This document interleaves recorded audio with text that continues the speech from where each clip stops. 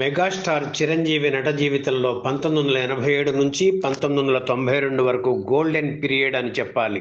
ఈ 6 ఏళ్ల కాలంలో వరుసగా 7 బ్లాక్ బస్టర్స్ హిట్స్ ఇచ్చి బాక్స్ ఆఫీసును షేక్ చేశారు. ప్రత్యర్థులకు ముచ్చెమటలు పట్టించారు.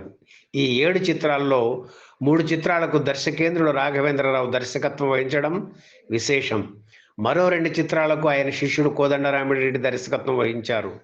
మిగిలిన వాటిలో ఒక చిత్రానికి విజయబాపునుడు, మరో చిత్రానికి రవిరాజా పినిశెట్టి దర్శకత్వం వహించారు. బాక్స్ ఆఫీస్ దగ్గర సునామీ సృష్టించిన ఈ 7 చిత్రాల వివరాలు, విశేషాలు, రికార్డులు ఈ వీడియోలో చూద్దాం. చిరంజీవికి మెగాస్టార్ అనే ఇమేజ్ రాకముందు ఆయనకు బ్లాక్ బస్టర్ హిట్ అందించిన చిత్రం పసివాడి ప్రాణం. ఈ సినిమా గ్రాండ్ సక్సెస్తోనే చిరంజీవి విజయ యాత్ర మళ్ళీ మొదలైందని చెప్పాలి. సినిమా అంటే ఇలాగే ఉండాలి అనే మూస ఫార్ములాతో తెలుగు చిత్రాల నిర్మాణం సాగుతున్న సమయంలో ఆ రొటీన్కు బ్రేక్ వేసిన చిత్రం పసివాడి ప్రాణం. ఖైదీ, అడవి దొంగ చిత్రాల తర్వాత చిరంజీవి మార్కెట్ పరిధిని అనూహ్యంగా పెంచిన సినిమా ఇది. చిరంజీవికి అచ్చి వచ్చిన దర్శకుడు కోదండరామిరెడ్డి దర్శకత్వంలో అల్లు అరవింద్ నిర్మించిన ఈ సినిమా 1987 జూలై 23న విడుదలయ్యి సూపర్ డూపర్ హిట్ అయింది. విజయశాంతి కథానాయికగా నటించిన ఈ చిత్రం బ్రేక్ డ్యాన్స్ను చిరంజీవితో తెలుగు సినిమాకు పరిచయం చేసింది. సుమలత మరో కథానాయికగా నటించారు. బేబీ సుజిత కీలక పాత్ర పోషించింది. ఇది పసివాడి చుట్టూ తిరిగే కథ అయినా హీరోయిజం ఎక్కడా తగ్గకుండా దర్శకుడు కోదండరామిరెడ్డి చాలా కేర్ తీసుకున్నారు. పసివాడి ప్రాణం 38 కేంద్రాల్లో 100 రోజులు ఆడింది. ఆనాటి లవకుశ, మొన్నటి అడవిరాముడు, నిన్నటి ప్రతిఘటన, ఈనాటి పసివాడి ప్రాణం అంటూ భారీగా పబ్లిసిటీ చేసి సక్సెస్ను షేర్ చేశారు అల్లు అరవింద్. రోజు 5 ఆటలతో తిరుపతి మినీ ప్రతాప్ థియేటర్లో 175 రోజులు ఆడి స్టేట్ రికార్డు నెలకొల్పింది పసివాడి ప్రాణం చిత్రం. అలాగే అనంతపురం, నెల్లూరు కేంద్రాల్లో రోజు 5 ఆటలతో 100 రోజులకు పైగా ప్రదర్శితం కావడం మరో విశేషం. ఇక రెండవ సినిమా యముడికి మొగుడు చిత్రం విషయం చూద్దాం. చిరంజీవి సినిమా అనగానే పాటలు, ఫైట్స్ తప్పనిసరి. వాటికి ఫాంటసీ ఎలిమెంట్ను జోడిస్తే కాలక్షేపానికి కొదవ ఏముంటుంది. అందుకే ఈ అంశాలతో యముడికి మొగుడు చిత్రాన్ని రూపొందించారు దర్శకుడు రవిరాజా పినిశెట్టి. పసివాడి ప్రాణం చిత్రం విడుదలైన సరిగ్గా ఏడాదికి అంటే 1988 ఏప్రిల్ 29న వచ్చిన యముడికి మొగుడు సినిమా ఆ ఏడాది బిగ్ హిట్గా నిలిచింది. చిరంజీవి ద్విపాత్రాభినయం చేసిన ఈ చిత్రంలో విజయశాంతి, రాధ హీరోయిన్లుగా నటించారు. నటరత్న ఎన్టీఆర్ నటించిన దేవాంతకుడు, యమగోళ చిత్రాల స్ఫూర్తితో దర్శకుడు రవిరాజా పినిశెట్టి ఈ చిత్రాన్ని రూపొందించారు. ఈ సినిమాతో రవిరాజా పూర్తిస్థాయి కమర్షియల్ డైరెక్టర్గా ఎదిగారు. ఫిలిం ఇన్స్టిట్యూట్లో తన మిత్రులైన నారాయణరావు, సుధాకర్, హరిప్రసాద్లను యముడికి మొగుడు చిత్రంతో నిర్మాతలను చేశారు చిరంజీవి. కైకాల సత్యనారాయణ యముడుగా నటించిన యముడికి మొగుడు చిత్రంలో విలన్లుగా రావు గోపాలరావు, గొల్లపూడిలన్న నటించారు. సుధాకర్ ఈ సినిమాతో కమెడియన్గా మంచి పేరు తెచ్చుకున్నారు. యముడికి మొగుడు చిత్రాన్ని రజనీకాంత్ హీరోగా అతిశయ పిరవి పేరుతో తమిళంలోకి రీమేక్ చేశారు. అలాగే చిరంజీవి పేరుతో హిందీలోకి డబ్ చేశారు. 2012లో అల్లరి నరేష్ హీరోగా యముడికి మొగుడు పేరుతోనే మరో సినిమా వచ్చింది. ఇప్పుడు మూడవ చిత్రం అత్తకు యముడు, అమ్మాయికి మొగుడు చిత్ర విశేషాలు చూద్దాం. అత్త అల్లుళ్ళ టీజింగ్ డ్రామాతో రూపుదిద్దుకున్న చిత్రం ఇది. చిరంజీవి, విజయశాంతి అద్భుత కాంబినేషన్కు కళాభినేత్రి వాణిశ్రీ నటన తోడు కావడంతో ఈ సినిమా బాక్స్ ఆఫీస్ దుమ్ము దులిపేసింది. చిరంజీవి, కోదండరామిరెడ్డి కాంబినేషన్లో వచ్చిన 21వ చిత్రం ఇది. ప్రారంభం నుంచి ఎండ్ సీన్ వరకు కష్టాలు కన్నీళ్లు లేకుండా పూర్తి వినోదభరితంగా చిత్రాన్ని తీర్చిదిద్దారు కోదండరామిరెడ్డి. వాణిశ్రీ పెళ్లి చేసుకుని నటనకు దూరం అయ్యి అప్పటికి సరిగ్గా 10 ఏళ్ళయింది. ఈ సినిమాలో అత్త పాత్ర కీలకం. చిరంజీవితో పోటీ పడి నటించే సీనియర్ నటి కావాలి. వాణిశ్రీ ఆ పాత్రకు యాప్ట్, కానీ ఆవిడ నటిస్తారో లేదో తెలియదు. అయినా ఒకసారి అడిగి చూద్దామని వెళ్ళి వాణిశ్రీని కలిశారు నిర్మాత అల్లు అరవింద్. కథ నచ్చడంతో ఆవిడ వెంటనే ఓకే చెప్పారు. వాణిశ్రీ సెకండ్ ఇన్నింగ్స్కు అత్తకు యముడు, అమ్మాయికి మొగుడు చిత్రం శుభారంభం పలికింది. ఈ సినిమా తర్వాత ఆవిడ పొగరబోతు అత్త పాత్రలకు బ్రాండ్ అంబాసిడర్ అయ్యారు.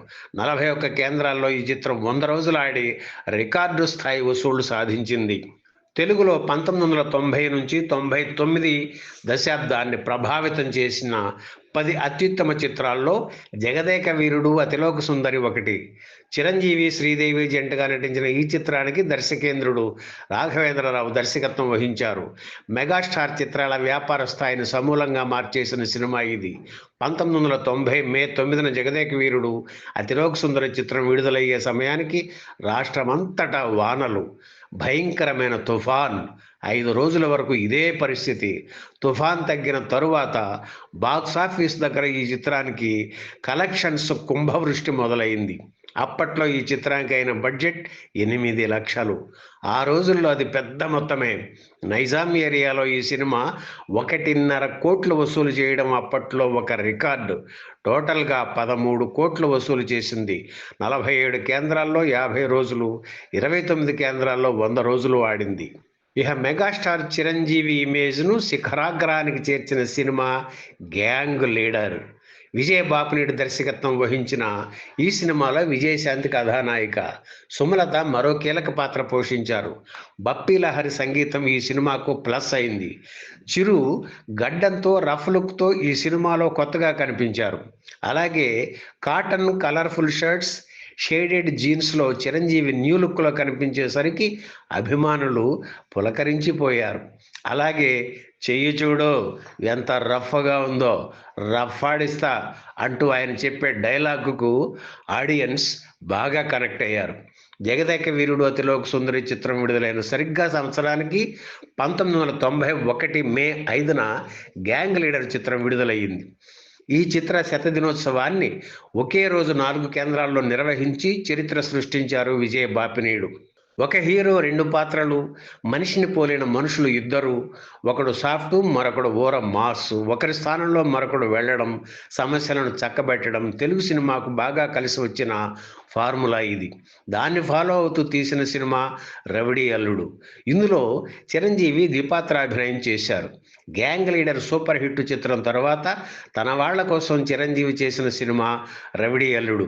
ఆయన తోడల్లుడు డాక్టర్ కె వెంకటేశ్వరరావు, బావ పంజాబ్ ప్రసాద్ ఈ సినిమాకు నిర్మాతలు. బావమరిది అల్లు అరవింద్ నిర్మాణ వ్యవహారాలు పర్యవేక్షించారు. చిరంజీవి ఆనాటి క్రేజీ హీరోయిన్ దివ్య భారతి కాంబినేషన్లో వచ్చిన ఏకైక సినిమా రవిడి అల్లుడు. శోభన మరో హీరోయిన్గా నటించారు. రాఘవేంద్రరావు దర్శకత్వంలో రూపొందిన ఈ చిత్రం బాక్స్ ఆఫీస్ వినోదానికి కొదవ లేకుండా తయారైన దసరా కానుకగా 1991 అక్టోబర్ 18న విడుదలయ్యింది. బాక్స్ ఆఫీస్ దుమ్ము దులిపి 21 కేంద్రాల్లో 100 రోజులు ఆడింది. మెగాస్టార్ చిరంజీవి, దర్శకేంద్రుడు రాఘవేంద్రరావు కాంబోకు మరపురాని హ్యాట్రిక్ అందించిన సినిమా ఘరానా మొగుడు. తమిళంలో రజనీకాంత్, విజయశాంతి నటించిన మన్నన్ చిత్రం హక్కులు కొని తెలుగులో తీశారు నిర్మాత దేవివర ప్రసాద్. తెలుగులో కొన్ని మార్పులు చేశారు. నగ్మా హీరోయిన్గా నటించిన ఈ చిత్రంలో వాడే విశ్వనాథ్ మరో కథానాయికగా నటించారు. ఈ సినిమాకు చిరంజీవి తీసుకున్న పారితోషికం ఎంతో తెలుసా? 1,25,00,000. అప్పటి వరకు సౌత్లోనే కాదు, నార్త్లో కూడా ఎవరూ తీసుకోని పారితోషికం అది.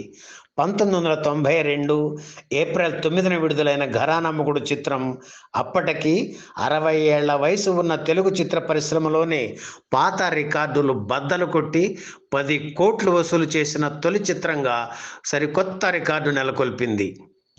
ఈ వీడియో మీకు నచ్చితే లైక్ చేయండి, షేర్ చేయండి, వెంటనే సబ్స్క్రైబ్ కూడా చేయండి.